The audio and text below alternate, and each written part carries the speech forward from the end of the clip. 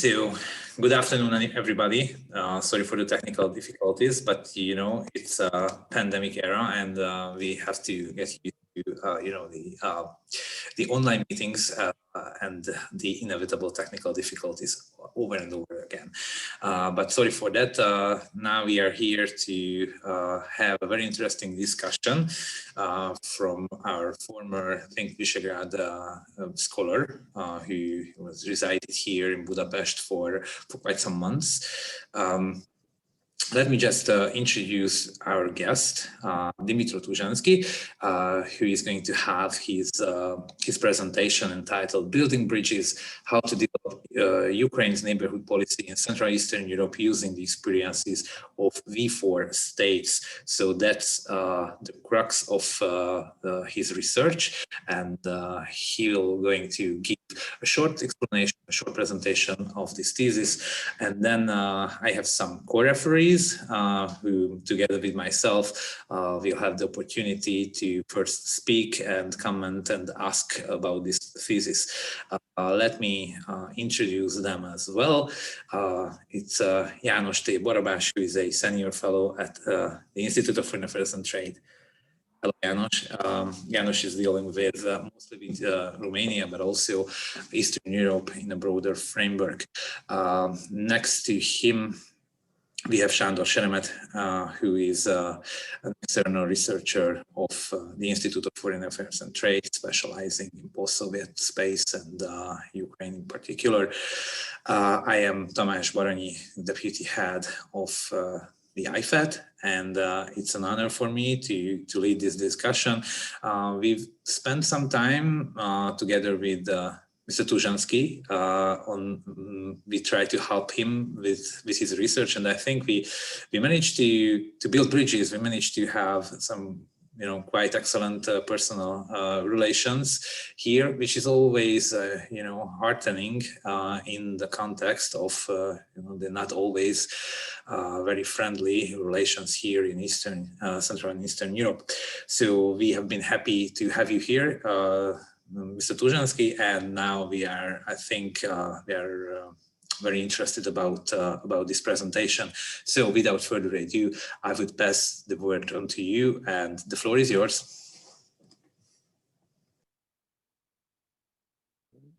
Okay, unmuted. Hello to everyone, and thank you for your attention and presence. And I'm really thrilled to be here and to present my findings. First of all, let me thank all IFAT team for the invitation and hosting during the whole 8 weeks actually of the Think Visegrad, the fellowship scholarship in the middle of pandemic. It's important to emphasize as well. Second, let me thank to all my interlocutors in Budapest who actually agreed for face-to-face meetings, and I conducted almost 20 or even more than 20 meetings. To be honest, I had the luck to choose, and I was hesitating where to go for this fellowship, to Budapest or to Warsaw, to a very strong team of OSV.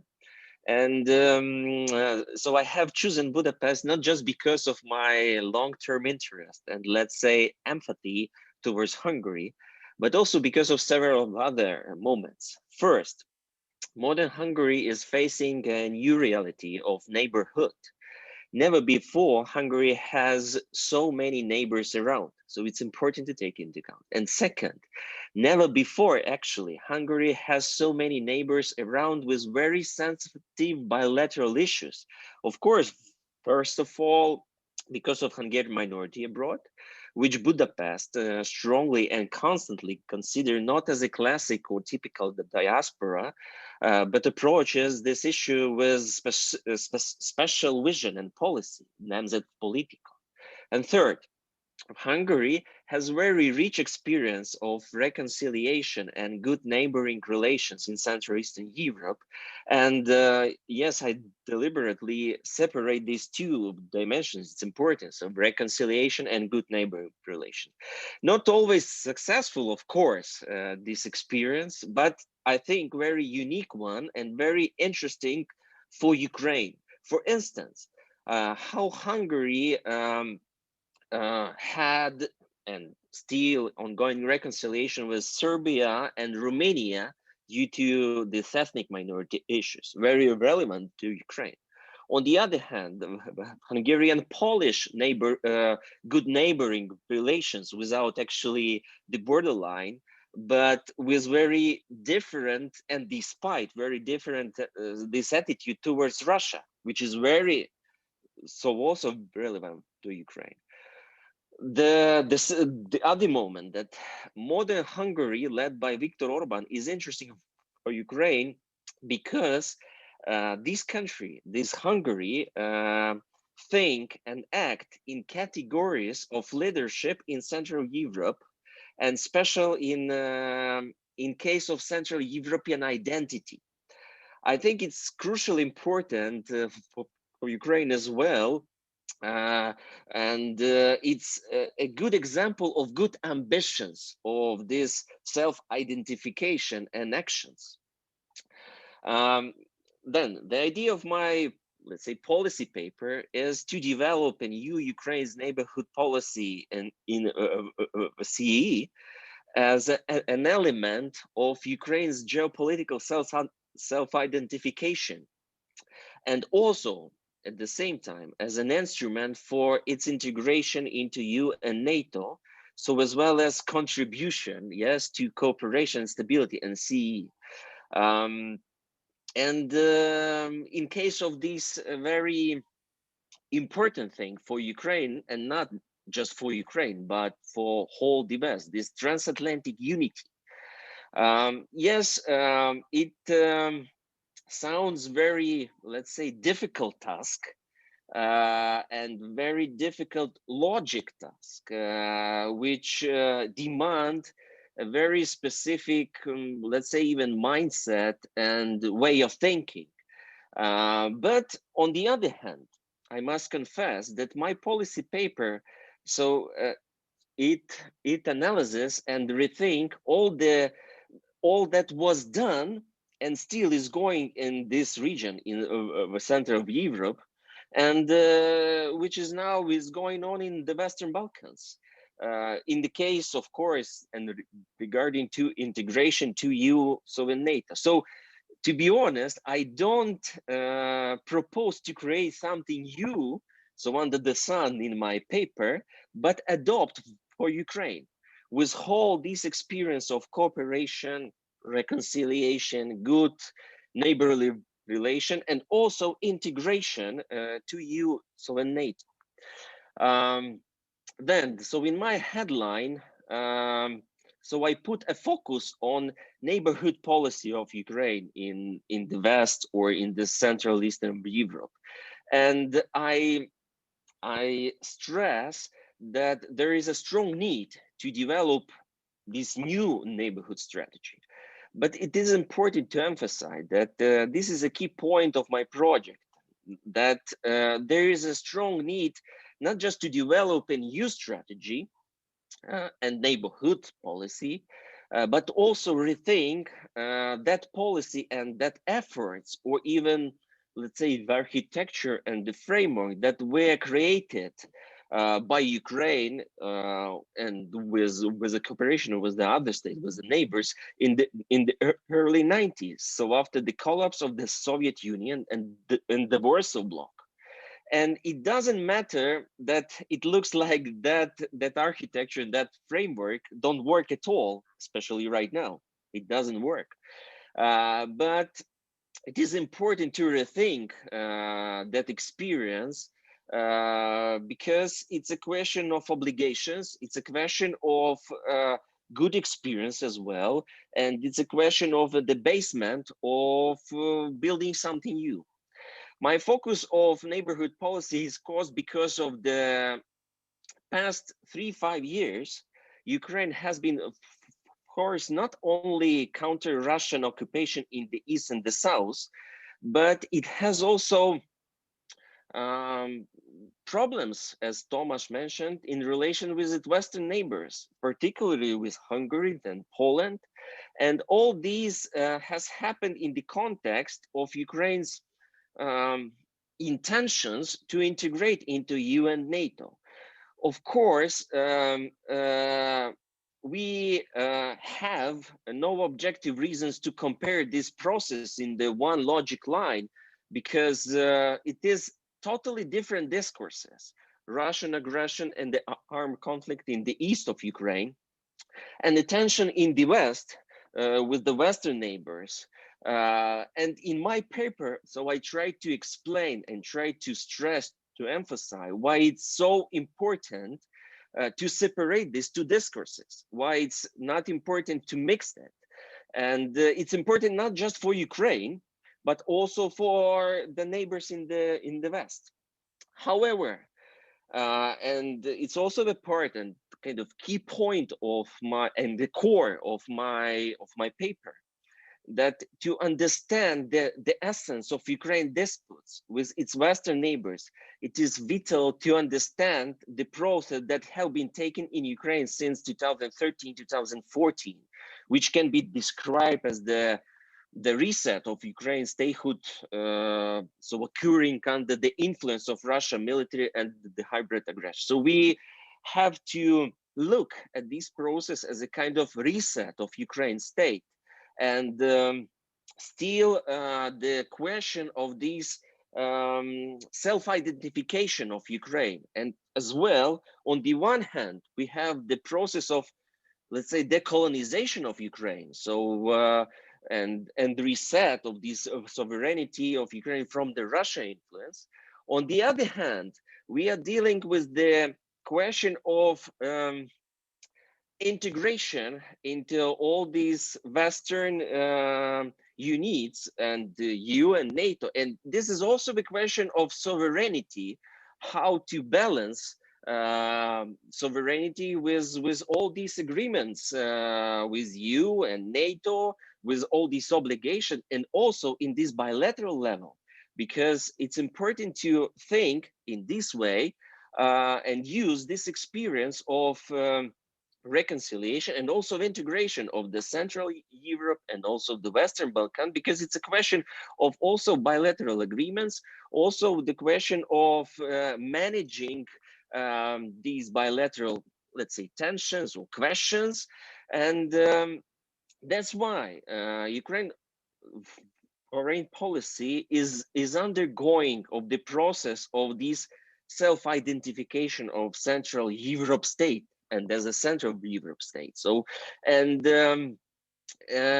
also Ukraine as an integral part of not just Central Europe region, but also as a transatlantic community. And in this regard, there is a big question of not just create of these, let's say, new mindset of thinking, but also this a new way of acting. So how Ukraine should behave so itself in this region. And it should be also the part of this new strategy in the region. And in this case, we have to, I mean, in Ukraine, we have to look in this issue that Kiev and Ukraine should reconsider the place of the Central and Eastern Europe in its foreign policy, which is now almost exclusively focused on G7 states. And on the one hand, this is the paradox that Ukraine have considered itself as a Central Europe state due to these geopolitical, all these issues and geographical issues as well, and historical as well. But on the other hand, there is no clear efforts, and of course, that's why no strategy to Central Europe so at all.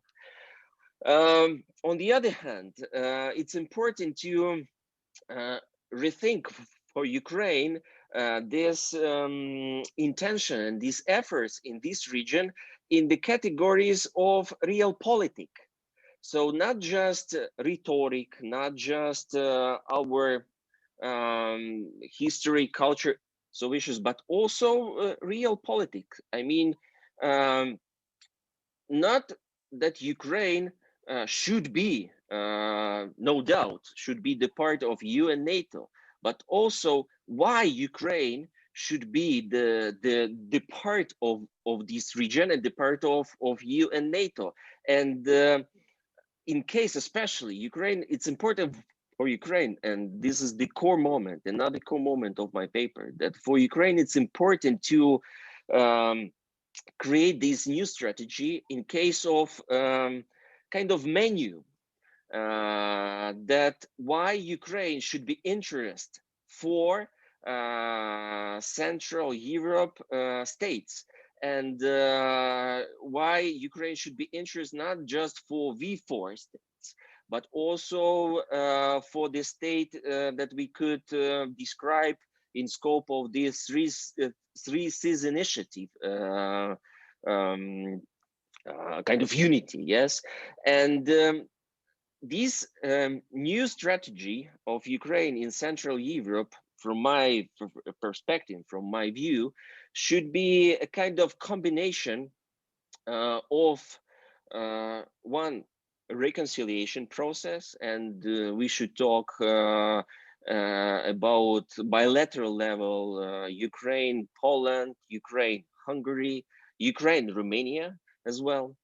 Second, good neighborly relation context, and this is the context of Ukraine, Slovakia, and also the strategy in Central Eastern Europe, Ukraine strategy should have this brick or basement of not just bilateral relation, but also multilateral relations. And this case, I'm talking about cooperation in this level of V4, the level of Three Seas initiative, the level of Danube strategy, and all other this architecture of multilateral cooperation that already exists. So my view is that we don't need to create something new to engage Ukraine in Central Europe or Central Eastern Europe. We have to use, and we have all this infrastructure of multilateral cooperation in Central Europe to engage Ukraine to this process. And it should be not just a dilemma that you just to talk that how we could use V4 without membership of Ukraine in this case, or without membership in Three Seas initiative of the membership of Ukraine. But all these multi-level or multilateral level of cooperation, for this, give Ukraine an opportunity to cooperate and give Ukraine opportunity to engage in all these alliances and this context. And with the Three Seas initiative, it's a partnership and also cooperation with a real project. And the case of infrastructure project, and we have this Via of Carpathia road project, we have this railway project, and for example, right now it is a big project in Hungarian side, so East-West Gate. It's a very ambitious project, so infrastructure project due to this China initiative in the region, and it's very clear and very in interest of Ukraine and Hungary and all the region to put this infrastructure project in the agenda of Three Seas initiative. Why not?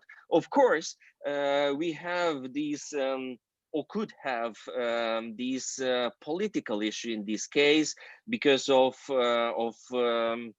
different interests in the scope of Three Seas initiative, but still it's a good example why we should use and how we could use actually this multilateral level of cooperation to engage Europe. And my view also is Ukraine should wide its attitude towards Central and Eastern Europe wider, more than just good neighborly relations or reconciliation, but also wider than just cross-border cooperation, or wider just this unblock integration into UN, NATO, or all these debates of veto in NATO, or any kind of these contexts of blocking bilateral level. But for Ukraine, it's important to combine this geopolitical self-identification as a Central Europe state with its integration into UN, NATO. And if Ukraine could build this new strategy in the region in case of real politics. For example, take a look. Right now, we have and we could consider a very strong intentions and very strong efforts towards Western Balkans. But if we compare Western Balkans and Ukraine, so Ukraine, it's in 2 times bigger market.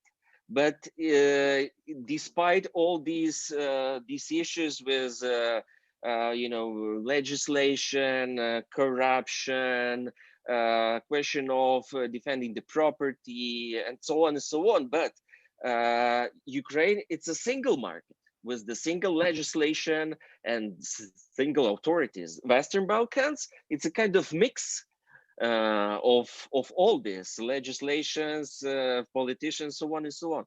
So it's important for both sides, Ukraine and Central Eastern Europe, as a kind of unity, yes, to look at to each other in the case of real politics. So why Ukraine could be and should be important for this region, and why without Ukraine actually an engagement Ukraine into Central and Eastern Europe as a unity, we couldn't talk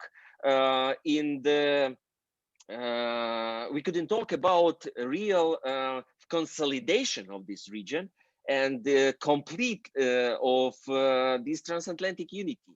Because if we look at Ukraine and we look at this Central Eastern Europe region as a kind of unity with Ukraine, we will see a very not just strong possibilities, but very logical connections, because it's a question of energy security.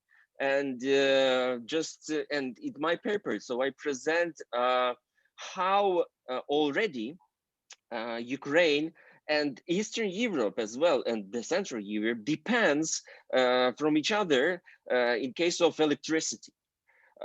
Second, right now we are talking about so in Ukraine we are talking about of very dynamic changes in Ukraine's market of electricity, of the fuel, of all these energy issues. And when right now we are ongoing of the process of let's say diversification of the market, or changing of these dependence of Ukraine from Russia and Belarus companies. And this is the strong kind of gap for and good possibility for Polish, Hungarian, and Romanian companies, which are very also strong in this energy sector, and to work in Ukraine. And an example of such companies like PZU, Polish company, or Visa Air, the Hungarian company, or this OTP Bank, it's a good example that these Central Europe companies could be successful and could operate successfully in Ukraine. So in case of real politics, in case of real money, not just in case of all these friendship and all these blah blah blah. Also in my paper, I present very strong this connection of between, I mean, Ukraine and its Western neighbors in case of this mobility of labor force. And right now, it's clear that it's not just Ukraine interest or its Western neighbors' interest, but also its very logical and very strong need of developing and mutual interest of developing of this infrastructure in the Western, in all line of Western borders of Ukraine, because right now we have already the new reality of very high level of mobility between, I mean, the labor force mobility, not so far the mobility of goods and the trade. It's a good possibility in future, but labor force mobility, because if we check last 3 especially, or even 5 years, so Ukrainians are in the top of new not even citizens, but new labor force in EU, so due to registration and all this. So it's also in my so in my paper, because I try to present this is like a mutual interest, because Central and Eastern Europe states are interested in Ukraine labor force. On the other hand, Ukraine labor force in EU, and especially in EU, they are still, and also it is already 3rd year or 5th year already, these people are the main investor to Ukraine. So they, all that money that they send just for their relatives, it's the highest highest amount of of investment. So if Ukraine will create a kind of a platform or this infrastructure to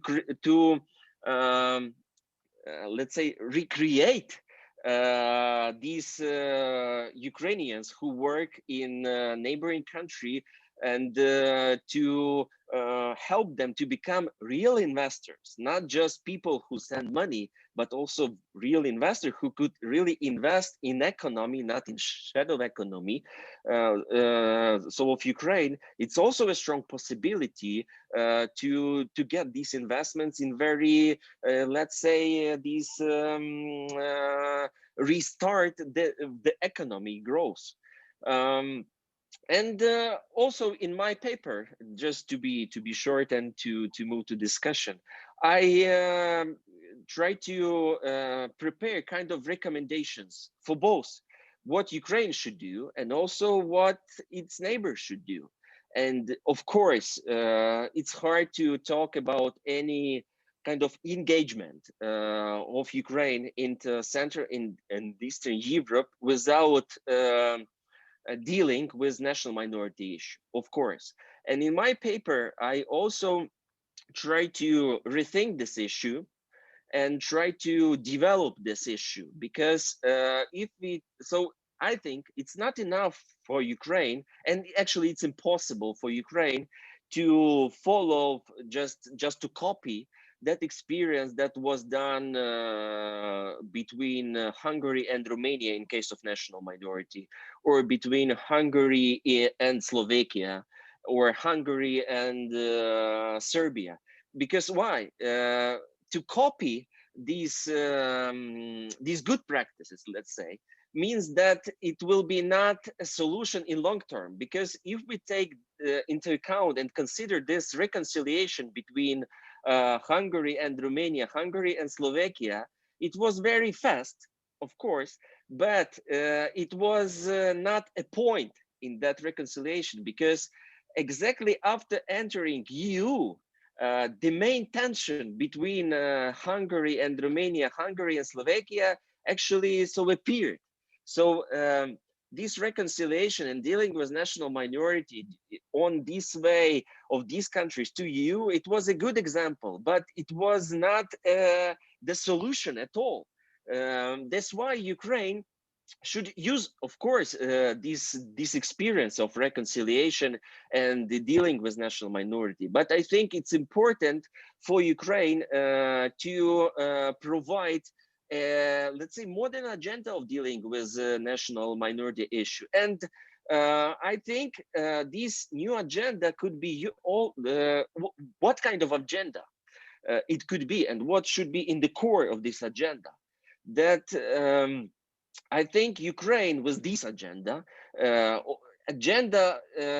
should be, the core of this agenda should be a real integration of minorities into political life. And this is very important for Ukraine at all, because right now we are talking about building this political nation, and political nation means of integration of different groups, not just minorities, in this political process. That's why it's very important for Ukraine, very, let's say, urgent. Yes. On the other hand, this rethinking of national minority issue in Central and Eastern Europe could also, through Ukraine and dealing with Ukraine, could also help Hungary, Romania, and also in this bilateral level to rethink this issue. Because take a look, we still have these tensions despite EU and NATO between Hungary and Slovakia, Hungary and Romania in case of minority issues. And how we should rethink it, rethink in the way of real integration. And in this case, I think it is important also for Romania, for Slovakia, for Hungary to look at the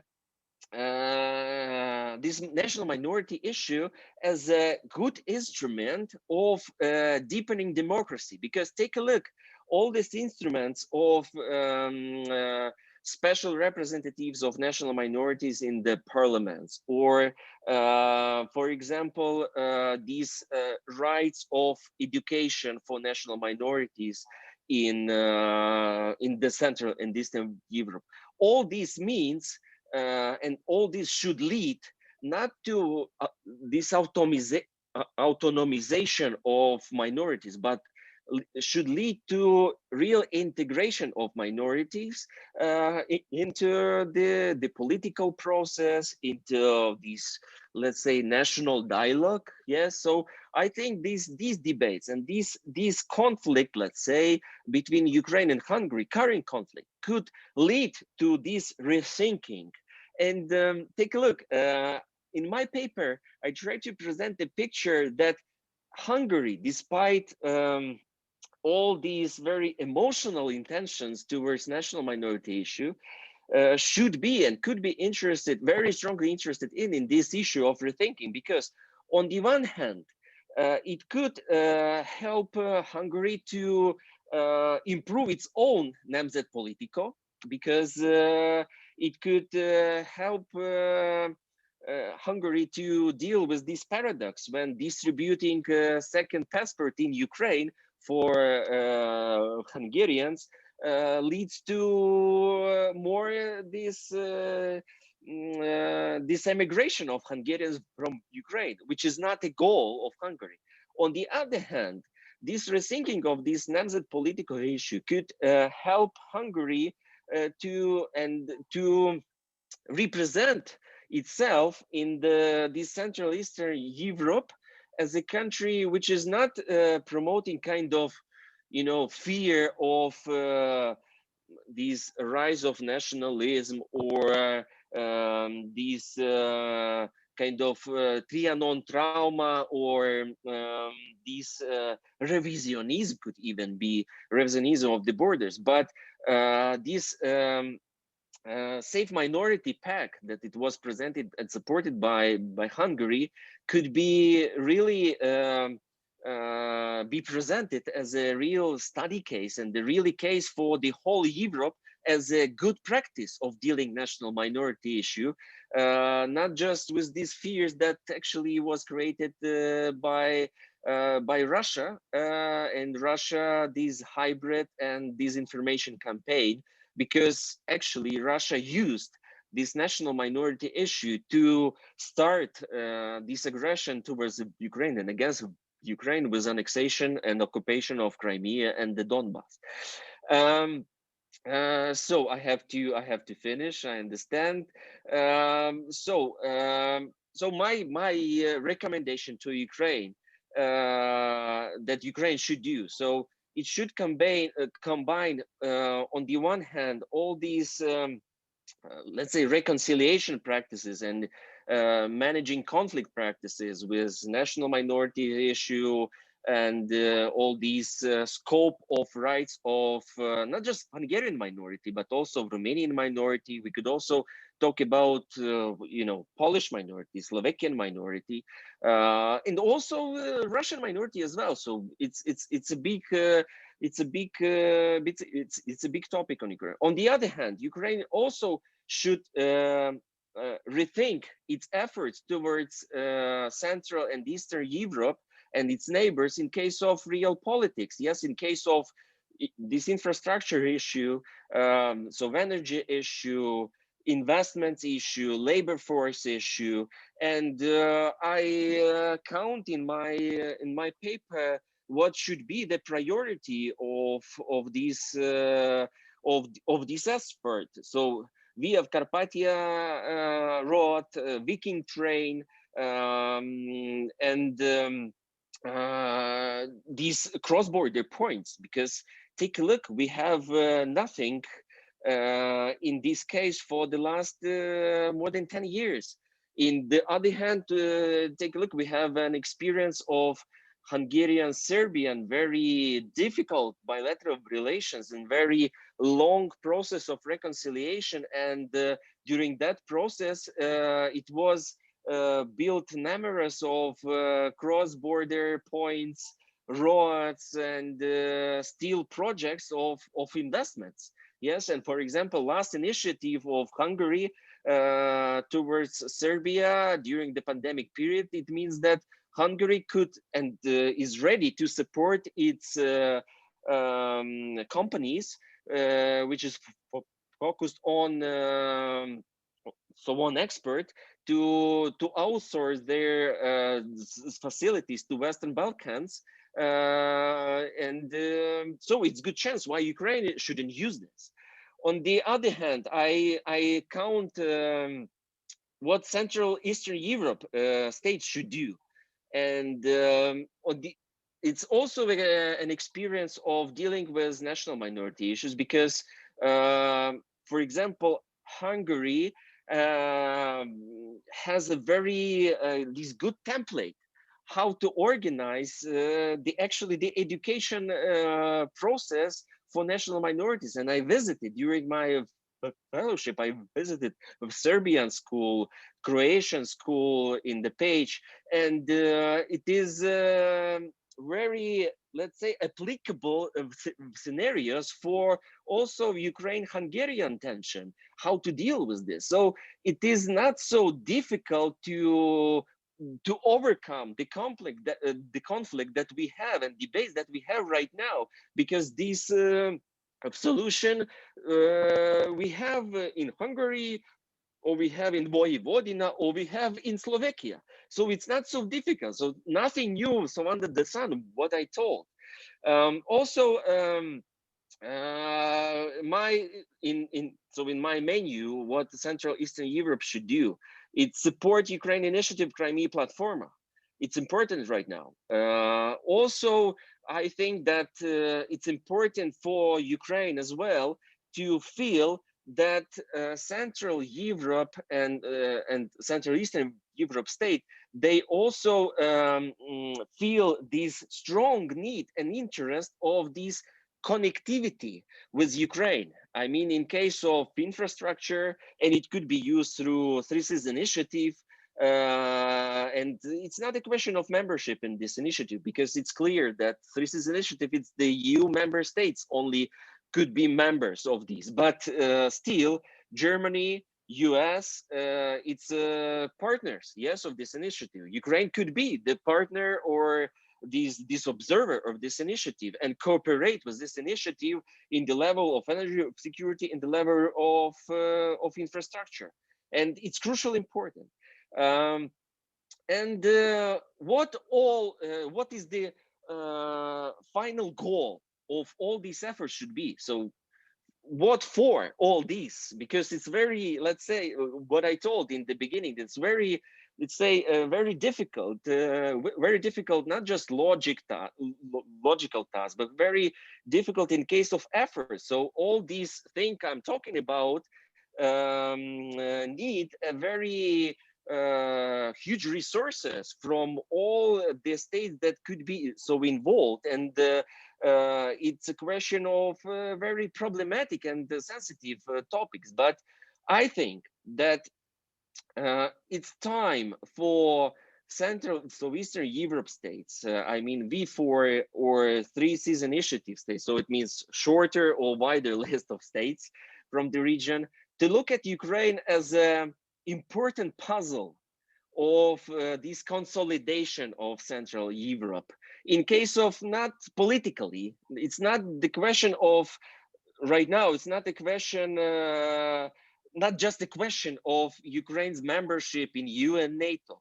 No, it's a question of real politics, of so energy security, of so infrastructure development, of so investments, of connectivity, of mobility, the security as well. So it's very urgent and very real politic issue, which is important right now.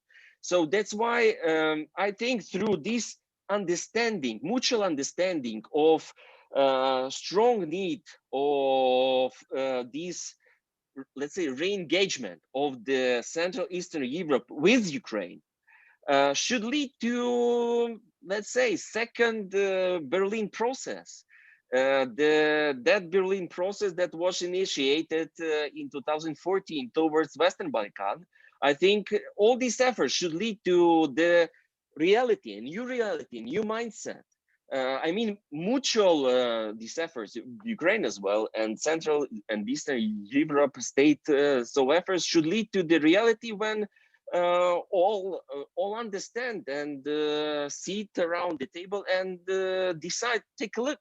Right now, we are so united, we are so engaged, we are so strong in connectivity in all these issues that we should talk about second Berlin process towards Ukraine, initiated by Central and Eastern Europe states, plus Berlin, I mean, plus Germany, and of course, plus United States, because for Ukraine, it is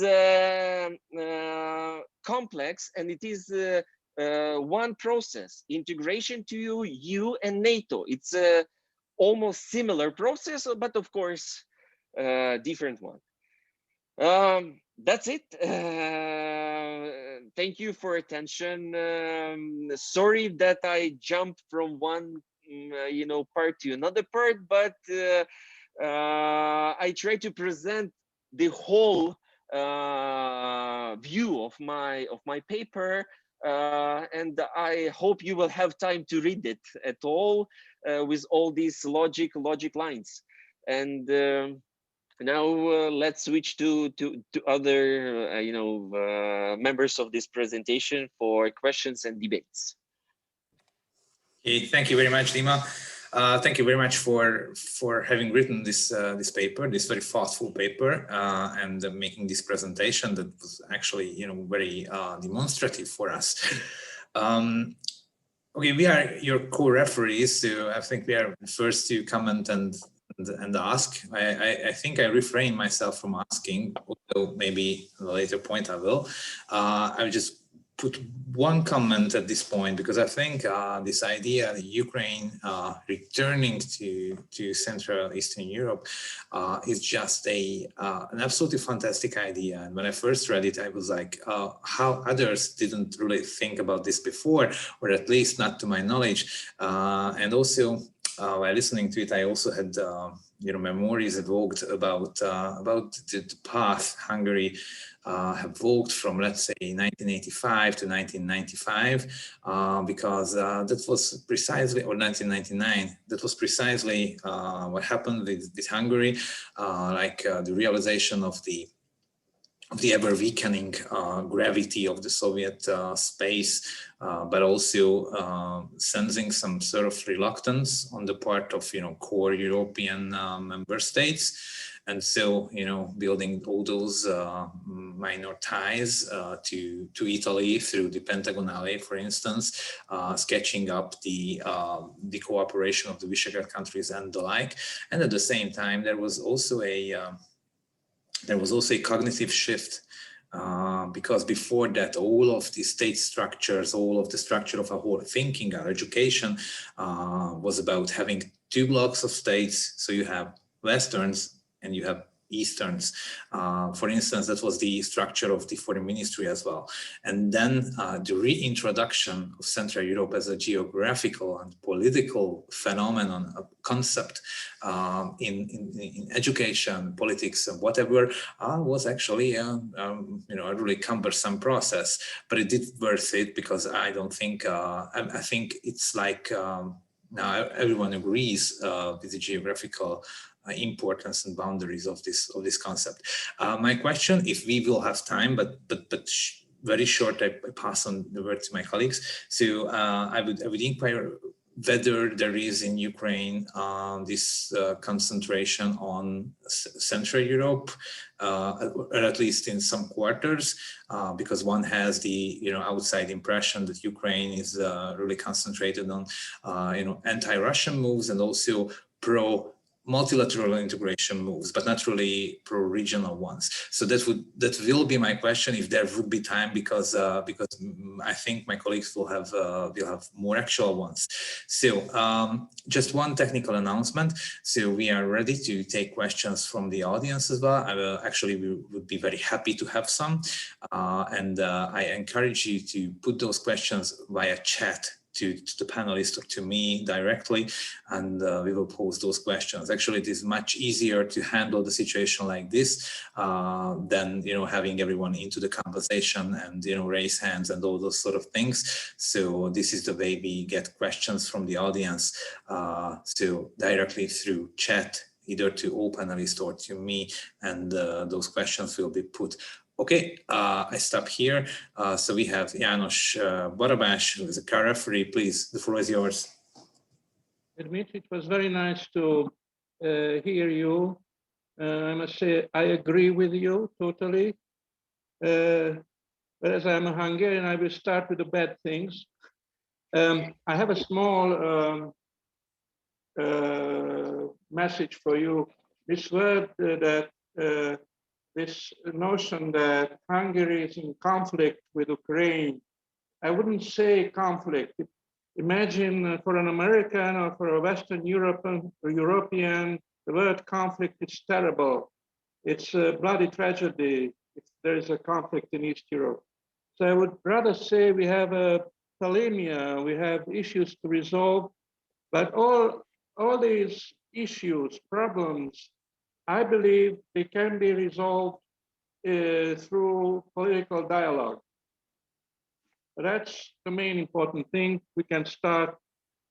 I also agree that with you that we should renew our relations and we should have a strategy. Probably a Visegrad strategy. We had some Visegrad strategy towards Ukraine. We had some small projects from the 4 countries, Visegrad countries in Ukraine, but these are very small projects.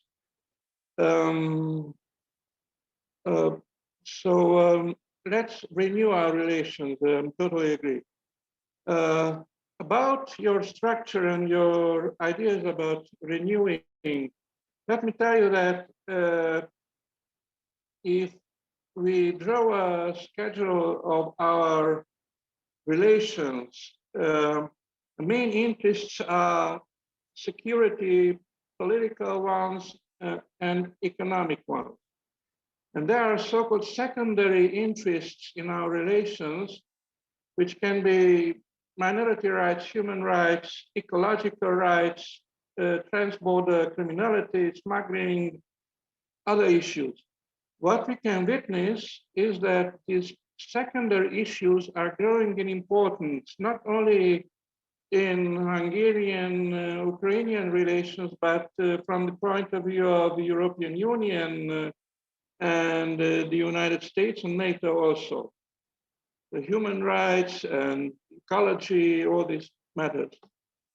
But the question is, are our countries ready to deal with this provocation, the upcoming of secondary issues? Are we flexible enough to treat these issues? Are our governments capable of doing the right move in short term on these issues? The second thought I would like to share with you is that our main interests are security policy and economic. But the mass media and politicians are focusing on security and political issues. And there's a hidden part of our relations, economy. And let me tell you some figures. In the first 10 economic partners for Ukraine, 3 are from the Visegrad Group. Poland is the third economic partner. First is Russia in trade. Second is Germany. Third is Poland. Hungary is the 8th economic partner of Ukraine.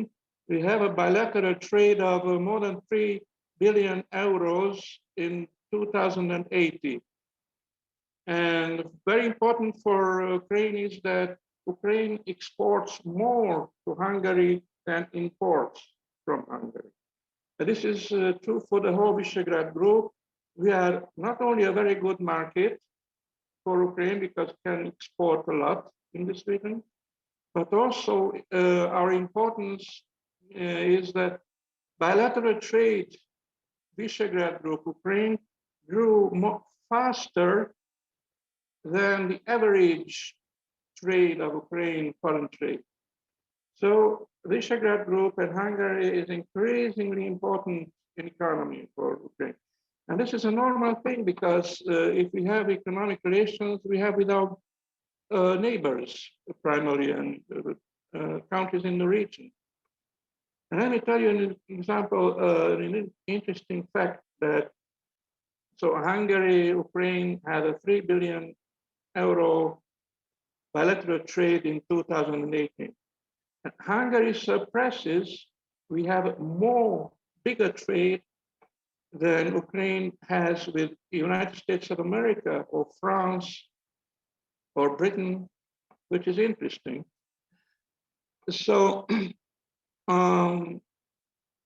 one problem I see, a very serious problem, mass media and politicians are not aware of the importance of our economic trade. This is not only trade, but by doing business, Visegrad Group and Ukraine approaches best. So it's a process of westernization. And so it has also, of course, a political angle, this question. And also, there is room for improvement. Let me tell you an example. Hungary and Romania has a bilateral trade, had a bilateral trade last year, nearly 10 billion euro.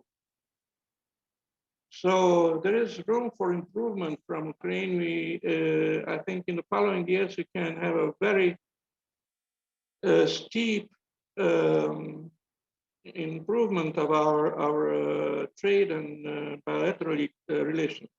Let me tell you another interesting thing. The Hungarian bank OTP is present in Ukraine and does a very good profit. The OTP bank is one of the very few banks, international banks in Ukraine, which gives loans to small and medium-sized enterprises. And let us be frank, democracy depends very much on the existence of the middle class. If there are only rich people and poor people, then politics are done by oligarchs. If there's a strong middle class, politics are done in a more democratic way by the middle class. This is my idea. It's, of course, reality does not cope sometimes with theories. Another thing I would like to say is that what is your opinion? I mentioned these two problems. The neglect of economy in our rhetorics, in our bilateral relations by the mass media and politicians. Also, the neglect of secondary issues like human rights, ecology, the others what I told you. Can these issues, problems be dealt in one package? Because if we want to have a long-term strategy, we need to deal with them in one package. What should be the form of it? Should it be, should the European Union projects be priority more in driving these issues and strategies and renewing in our relations? So these are my questions. Thank you for attention. Okay, thank you. May I respond? Yeah. Yes. Thank you, Janusz, very much. So, and thank you for your actually support and help with my paper, because yes, Hungarian-Romanian case, and actually Romania, I think it is the most relevant, I think, example for Ukraine in dealing with its neighbors in the West, and especially with current tension with Hungary. And this is my reaction to your comment that it's hard to talk. We shouldn't talk about conflict with Hungary, but about debates.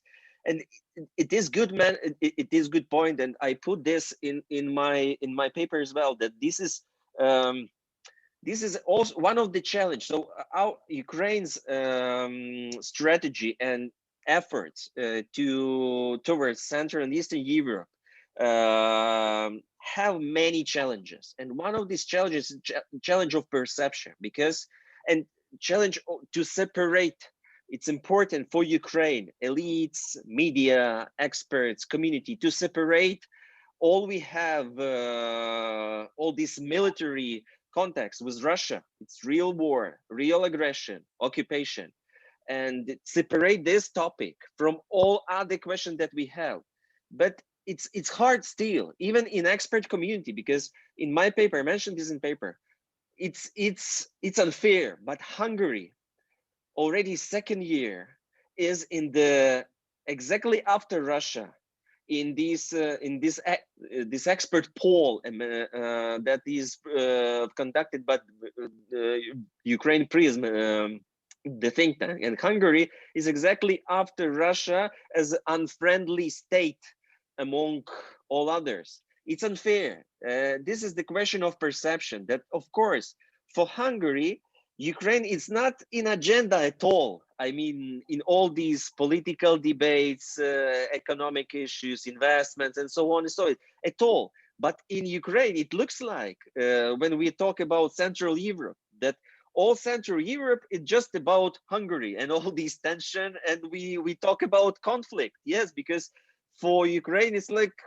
I mean, elites, politicians, experts, even, you know, it's hard for me sometimes to explain and to provide arguments that we shouldn't talk about Ukraine-Hungarian tension as about conflict. We should talk about debates in our way to UN NATO. But it is important to straight this angle, that this is debates in our way to UN NATO, and Ukraine should be ready for such debates, because these debates, Ukraine-Hungarian debate, it's much weaker and much let's say, peaceful and let's say neutral debate than Hungary has and had with Romania, with Serbia, sometimes with Slovakia as well. It's it's far away from the conflict, but this is the perception that we have. And this, I think, from my view, and I also mentioned this in my paper, that the very why it's a question of this perception and of this topic of the conflict and many others of minority issue.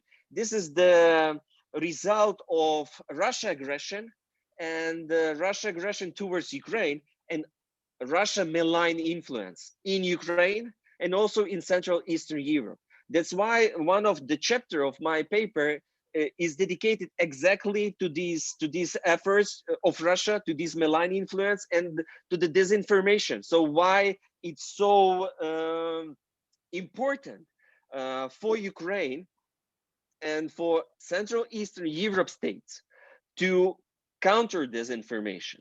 And it's important in few aspects, not just to identify and understand this disinformation that these exist. And this is very massive disinformation. It's not the question just, it's not enough to counter disinformation. The best way of countering disinformation, Russian disinformation and Russian malign influence is to establish real policy and politics, bilateral one. Because take a look, why we have and why we talk so much about Russia and Russia influence in Ukraine-Hungarian bilateral relation and these malign influence of third part in these relations. Why? Because if we take Hungarian, if we take Ukraine Polish relation, Ukrainian Slovakian, Ukrainian Romanian, and Ukrainian Hungarian relation, the biggest gap in relations we have exactly between Ukraine and Hungary.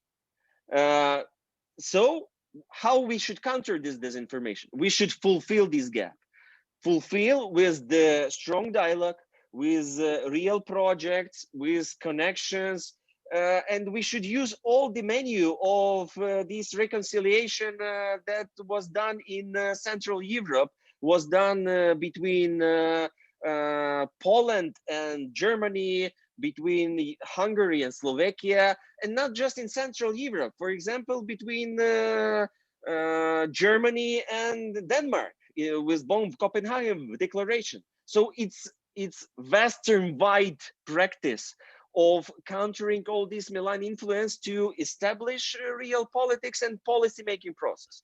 Regarding trade numbers and this economic issue and let's say main basement of relations, I agree with you, totally agree with you, and thank you for this. I put the current numbers of trade between all the states in Central Europe. And what is not the paradox, what is funny? So right now it looks like that Ukraine is not so interested in trading with its Western neighbors, but it is out of the logic, because if we take the numbers that we have with Poland, with Slovakia, with Hungary, with Romania, without any significant efforts from Ukraine, these numbers are growing. So if we will put efforts, it will growing much stronger, and it will be so. Then it will be clear interest that we have to do something with our neighbors. I mean, in case of infrastructure, trading, investment, and I think, okay, take a look. I'm not really. We have these. I mean, in Ukraine, but not just in Ukraine, but also with the neighbors countries. We have these. Institutional challenge of building these bridges, you know, to see the strong interest and to see real money in this bilateral trading. But I think this energy issue that Ukraine, I mean, Ukraine right now is facing the strong need of oligarchization and decolonization of its internal energy market from Belarus and Russia companies. and we have no, internal resources to fulfill this gap. That's why it will be a strong need to use this, so our neighbors, this infrastructure and market to fulfill this with the fuel, with this electricity, the same with other niches. This is how PZU actually came. The Poland, this company came to Ukraine because Ukraine so is facing the reform of this pension reform, yes, and we postpone this reform, and PZU already right now so use this gap to do a good business. This is how Vizer used this gap, the gap of the strong need internally in Ukraine of this low-cost market, because all other companies, oligarch companies, they don't want to do this low cost. So I am strongly convinced of that Ukraine as a state and as a market and Ukraine's economy, despite all these blocking issues, I mean, corruption, oligarchs, so on, slowly, but will engage anyway with its Western neighbors. And right now it is a good chance for Poland, for Hungary, for Slovakia, for Czech Republic, for Romania to be the first. Yes, because when you are the first, in case of this investment and so on, you could get much more. Like actually this OTB is doing, Vizer is doing, PZU is doing. For example, right now, the Telex, the Hungarian outlet, produced and published a very good investigation about garbage problem in Transcarpathia. So it's maybe not so sexy, let's say, market for any company, because it is also the problem in Slovakia and in Hungary with all these garbage issue. But it could be with the support of Ukraine and the EU, it could be the good market for very strong, let's say, these trash garbage companies. So, of course, economic should be the main engine of engagement, Ukraine into Central and Eastern Europe. Sure. Thank you. Thank you, Dima. I propose to wrap up and be a little quicker because I think we have like 15-20 minutes left or something. Shani still has his own say, and I will also add that we received 2 questions in the meantime. The good thing is that they are pretty much in line with one another, and also with my own question, though on different levels. So first I pass on the word to Shani, and then let's see the remaining questions. Shani, please, the floor is yours. Thank you very much. Well, it is hard to say anything after such a great lecture and comments from the colleagues. Dima just actually said what I wanted to say about the communication and the investigation of the Tisa River, but just to wrap it up quickly.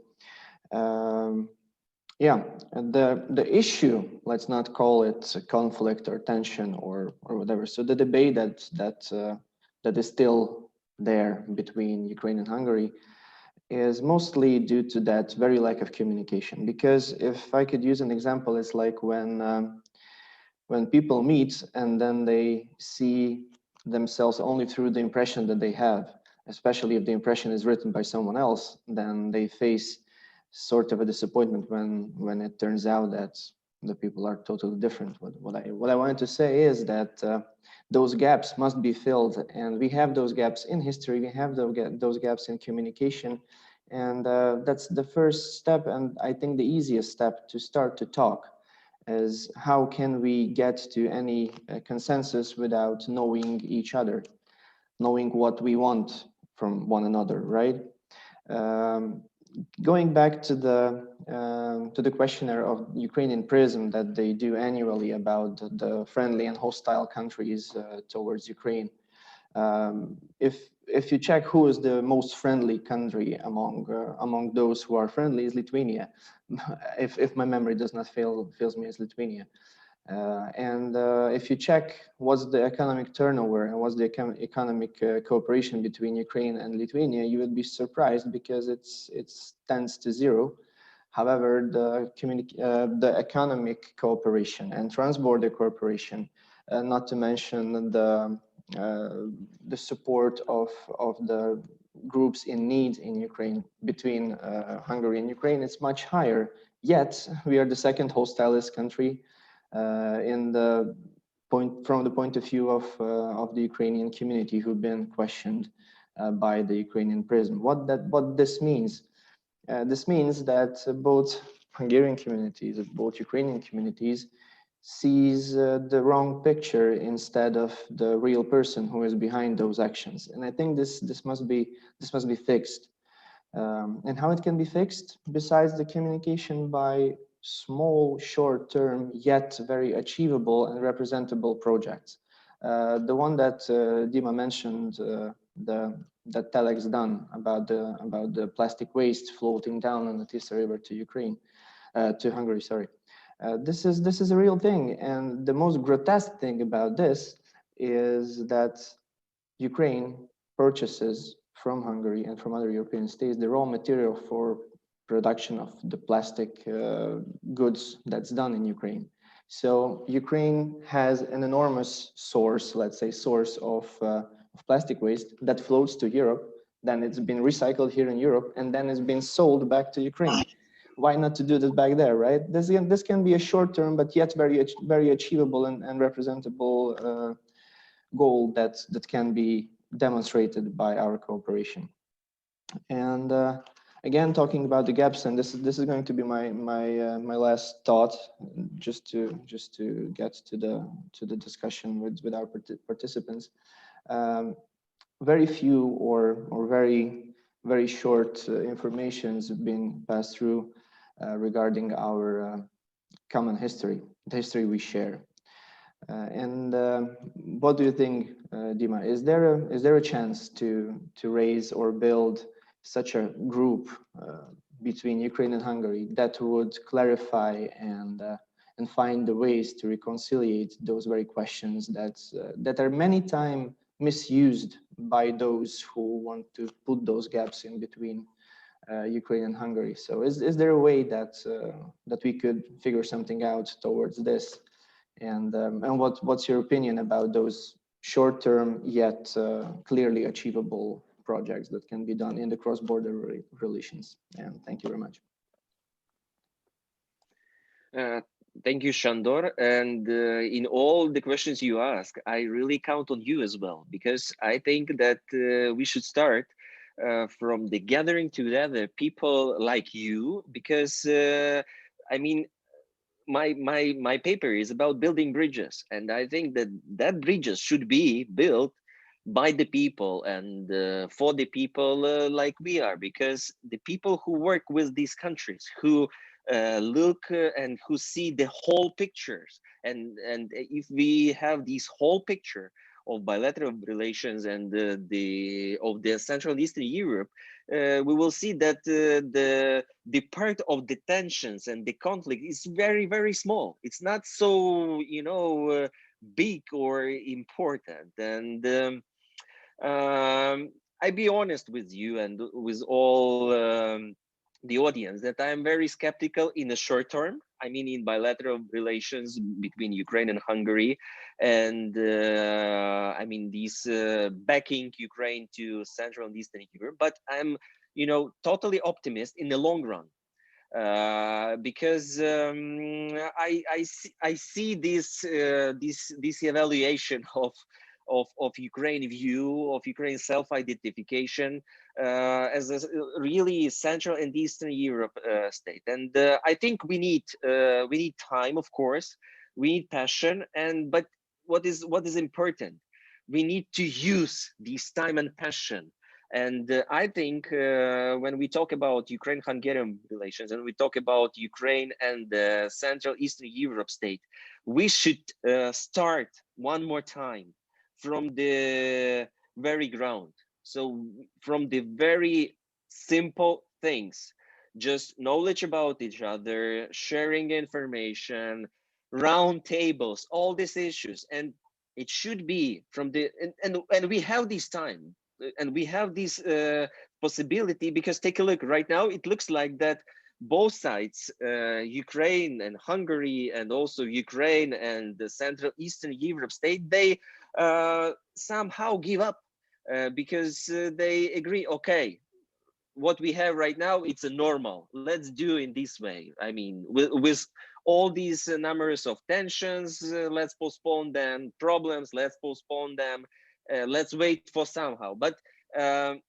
okay, let's wait with this tension, but let's do things, real things. Let's open cross-border points, let's do fellowship. And what is important right now, these let's say period of silent, yes, we could use for building really partnership. Because take a look, okay, Ukraine could ask for more support from V4 states, for example, with these soft issues with the fellowships. But I think, and this is one of my recommendations, Ukraine should initiate its own input in such programs, the fellowships. Why Ukraine couldn't invite experts from Poland, Slovakia, Hungary, Czech Republic to Ukraine, yes, or to invest in this fellowship its own money. It's good sense of commitment, yes, that we are interested in. The same, why Ukraine couldn't be the next country who will host Three Seas Initiative Summit? Why not? Okay, we are not the member, we couldn't be the member, but we want to be the observer and we want to be the partner. Ukraine, why not? It's a good platform. So this time it will be Bulgaria, if I'm not wrong. Next year it could be Ukraine, and we could use this platform already exists. Not just talking about any symbolic membership. So I think this time, I mean this period, I think it will last next 3 years. That it will be a kind of let's say normalization in a public discourse in bilateral relations, but kind of reasoning of relations between Ukraine and Hungary, especially, but also with Ukraine and Central Eastern Europe state. But I think expert community, first of all, and the politicians should use this period for this resetting relations, resetting dialogue, resetting knowledge, resetting contacts. And then when will be the time to act, we should be ready. We should have a strategy, we should have context, we should have context of cooperation. Okay, thank you very much for co-referees as well, and mostly to Dima. Okay, so getting back to the questions, because I think I posed one, and it was about the Central Europeanization of the Ukrainian elite, if whether is it a meaningful concept to them, something that they often think about, and that's pretty much for the very basis of the topic. But I sense that the two questions that we received are pretty much in connection with it, because the first one is from an anonymous attendee who said, do you think that Ukraine has enough expert knowledge and human resources to implement this strategy? In other words, do you have enough professional and smart political partners for this plan? So that's one thing. I think this is connected. And also from our distinguished colleague, György Jas, who asked us, whether do you think that the Ukrainian political elite would be willing to start such an opening towards Central Eastern Europe? More precisely, would they reallocate some of the diplomatic capacity from the G7 to Central Europe? I think this can be answered in one single fit because they are so connected, but it also shows that this is something that the Hungarian audience is pretty much involved and interested in. So, Dima, the floor is yours. Okay, thank you. Very good questions. And take a look. Of course, not enough expertise. Of course, not enough efforts. Of course, not enough knowledge and connection and so on, but not just from Ukraine side. Try to find, you know, more than 3 or 5 experts in Poland, Slovakia, Hungary, and Romania on Ukraine. Try to find. It's one of the challenge, of course, because it looks like we are neighbors, but we don't. We are not interested in each other. It's ridiculous. Our trading data is growing, but we still are not interested in each other.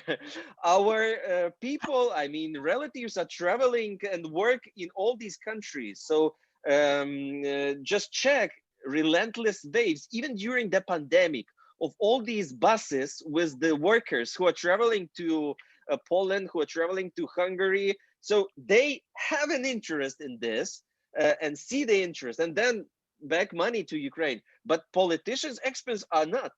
It's unfair at all. It's out of the logic. That's why I'm really encourage all of the audience and all politician experts, yes, to fulfill this gap.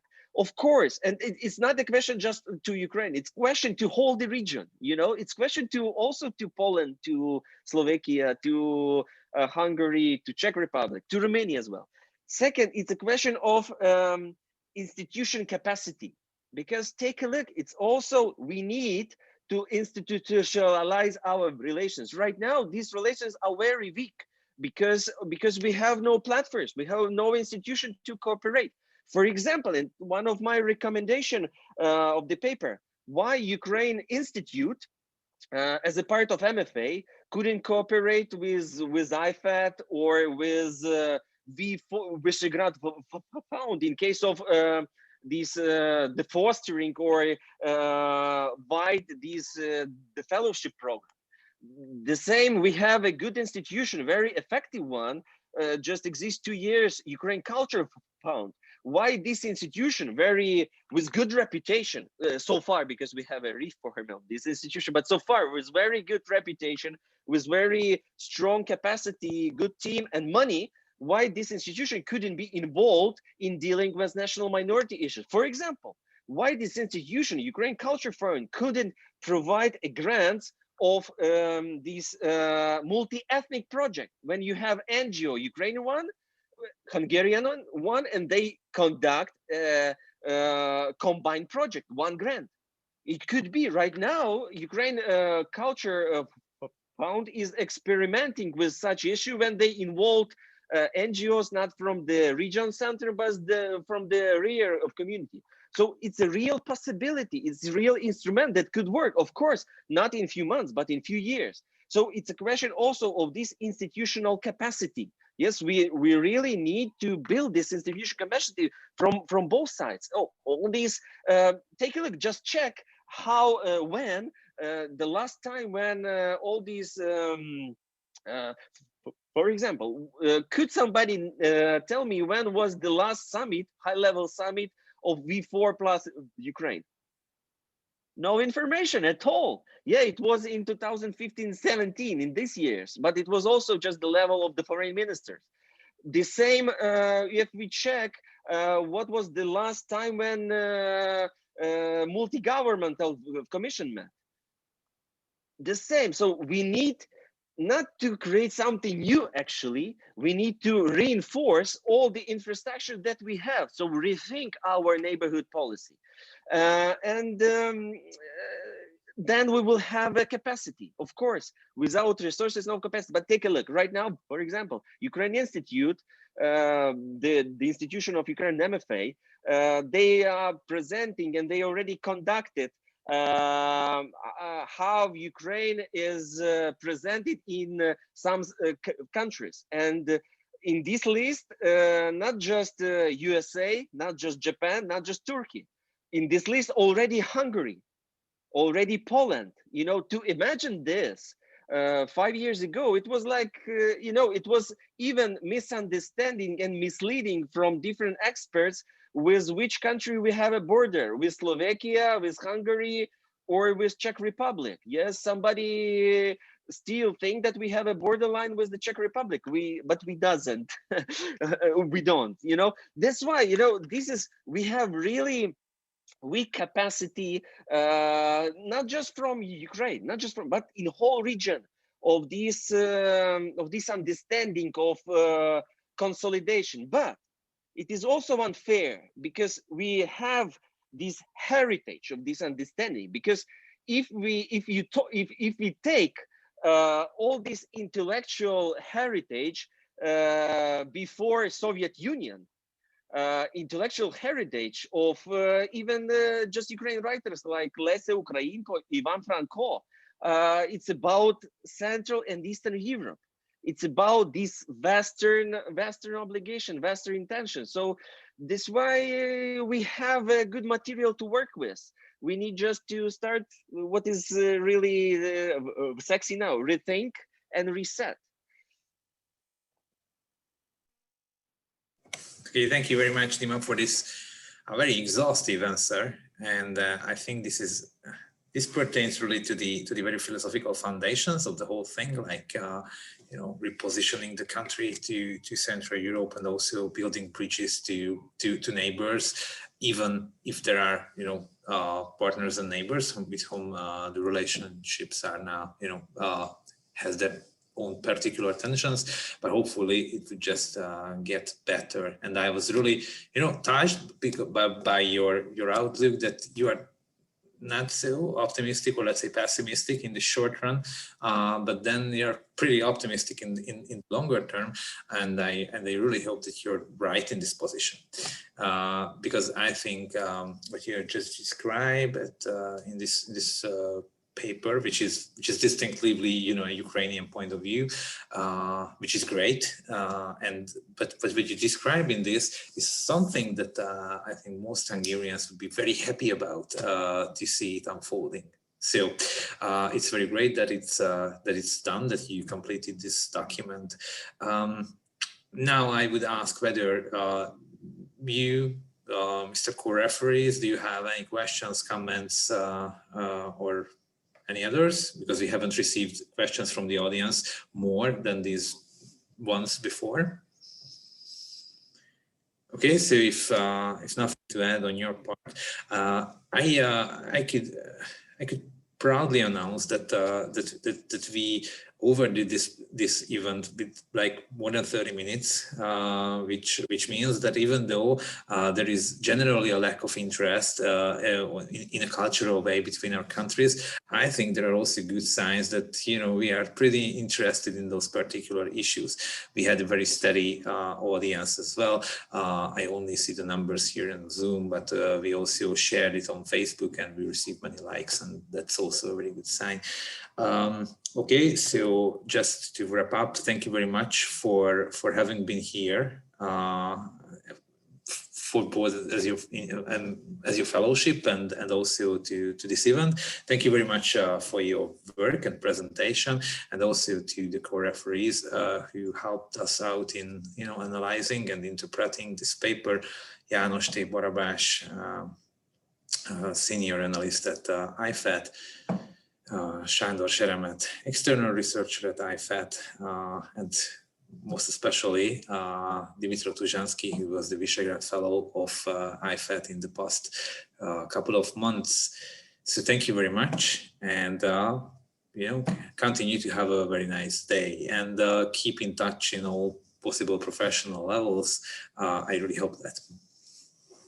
Thank you, Tamás, for moderation and in this event. It was a question when and where the paper will be published. Yes, I'm going to publish it as a full. It's more than 100,000 characters. That's why be ready. But I'm also going to, let's say, present this paper in different formats, also articles, and also kind of you know, other presentation. That's why, and what inspires me, it's just in a conclusion that I already shared these ideas and this core idea of returning Ukraine to Central and Eastern Europe with Ukraine officials. And for example, we spoke about this with two ministers of the foreign affairs of Ukraine, previous one, the former one, and the current one. And what is funny, when I ask this question, they started to answer almost with the quotation of the statement that I shared today. So that's why I'm really optimist in the long term. And it's a question that it should be efforts from all sides. And right now, in this period of time, the main responsibility is on us, I mean experts. So we should create this demand, understanding, new mindset and way of thinking. And after this, after this will be another these efforts and success stories, I hope.